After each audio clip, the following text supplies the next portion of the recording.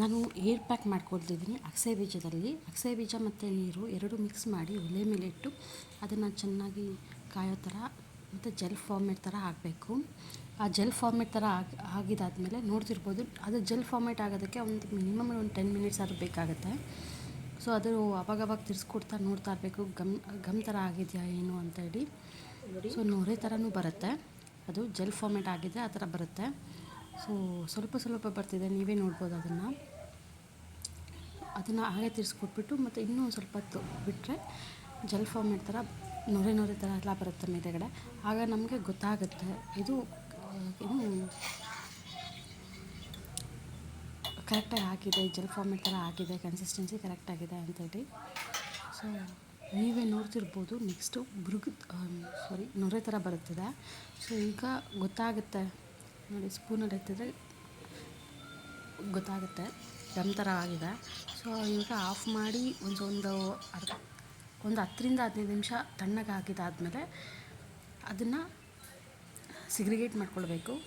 ಈ ಈ ನೊರೆ ಥರ ಇದೆಯಲ್ಲ, ಆ ಗಮ್ನೆಲ್ಲ ಒಂದು ಕಡೆ, ಅಗಸೆ ಬೀಜ ಎಲ್ಲ ಒಂದು ಕಡೆ ಸೋದಿಸ್ಕೊಂಡು ಒಂದು ಬಟ್ಲಲ್ಲಿ ಅದನ್ನಿಟ್ಕೊಂಡು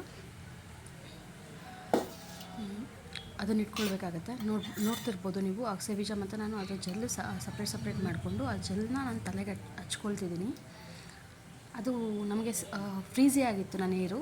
ಸೊ ಸ್ಮೂತಾಗಿ ಸಿಲ್ಕಿ ಆಗಬೇಕಾಗತ್ತೆ ಅಂಥೇಳಿ ನಾನು ಅದನ್ನು ಸಪ್ರೇಟಾಗಿ ಮಾಡಿಕೊಂಡು ತಲೆಗೆ ಹಚ್ಕೊಂಡು, ಇನ್ನೊಂದು ಅಗಸೆ ಬೀಜ ಇದೆಯಲ್ಲ ಅದನ್ನು ನಾನು ವೇಸ್ಟ್ ಮಾಡೋದಿಲ್ಲ, ತಿಂತೀನಿ ಅದನ್ನು ನಾನು.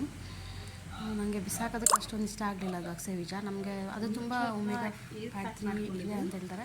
ಸೊ ಇರಲಿ ಅಂತೇಳಿ ಅದನ್ನು ತಂದು ಮತ್ತು ಇದನ್ನು ಜೆಲ್ನೆಲ್ಲ ಹಚ್ಕೊಂಡು ಹೀಟ್ ಇರೋರ್ಗಂತೂ ತಣ್ಣಗಾಗುತ್ತೆ. ಅದನ್ನು ಇಟ್ಕೊಳ್ತಿದ್ದೆ.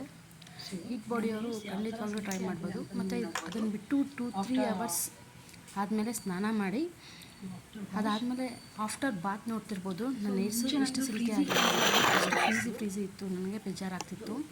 ಸೊ ಈ ಥರ ಮಾಡ್ಕೊಳ್ತಿರ್ಬೋದು ಆವಾಗ ನ್ಯಾಚುರಲ್ ಆಗಿ ನಮಗೆ ಮನೆಯಲ್ಲಿರೋ ಇಂಗ್ರೀಡಿಯೆಂಟ್ಸಿಂದಲೇ ನಾವು ಸ್ಮೂತಿ ಸಿಲ್ಕಿ ಹೇರ್ನ ಮಾಡ್ಕೊಳ್ಬೋದು.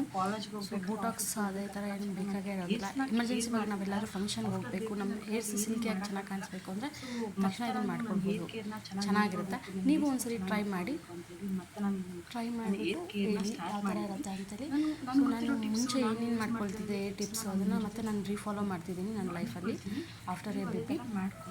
ಸೊ ನಾನು ಮುಂಚೆ ಯಾವ ಥರ ಹೇರ್ನ ನಾನು ಚೆನ್ನಾಗಿ ನೋಡ್ಕೊಳ್ತಿದ್ದೆ, ಎಷ್ಟು ಉದ್ದ ಆಯಿತು, ಎಷ್ಟು ದಪ್ಪ ಆಯಿತು ಅಂತ ನಿಮಗೂ ಓಲ್ಡ್ ಪಿಕ್ಸ್ ಹಾಕ್ತೀನಿ. ಸೊ ಅದೇ ಥರ ನಾನು ಮತ್ತೆ ನನ್ನ ಹೇರ್ಸು ರೀಗ್ರೋತ್ ಆಗಬೇಕು ಅಂತೇಳಿ ನಾನು ಈ ಥರ ಮಾಡ್ತಿದ್ದೀನಿ.